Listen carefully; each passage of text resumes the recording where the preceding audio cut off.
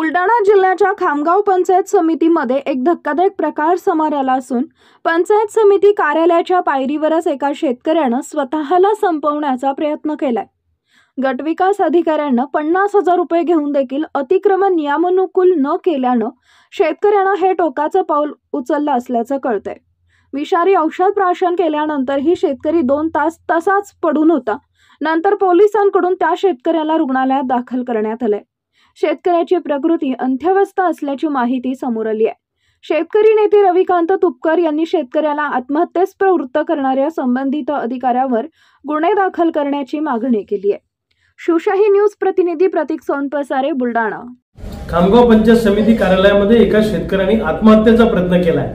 अतिक्रमण नियमानुकूल करण्यासाठी पंचायत समितीतल्या अधिकाऱ्यांनी 50,000 रुपये मागितले आणि दिले सुद्धा, असा आरोप ते संबंधित शेतकऱ्यांनी केलेला आहे।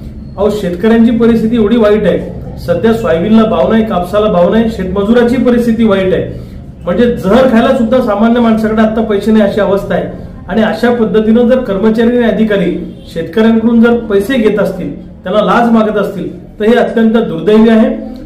या शेतकऱ्याला आत्महत्येचा प्रयत्न करण्यासाठी ज्या ज्या अधिकाऱ्यांनी प्रवृत्त केलं त्या संबंधित अधिकाऱ्यांवर गुन्हे दाखल केले पाहिजे अशी आमची मागणी आहे आणि या प्रकरणाची सखोल चौकशी झाली पाहिजे, अन्यथा आम्हाला आंदोलनाचा पवित्रा घ्यावा लागेल। ताज्या घडामोडी जाणून घेण्यासाठी शिवशाही न्यूज यूट्यूब चॅनलला सबस्क्राइब करा। आपण हा व्हिडिओ फेसबुकवर पाहत असाल तर फेसबुक पेज फॉलो करा आणि शिवशाही न्यूज.com या आपल्या वेबसाईटलाही भेट द्या।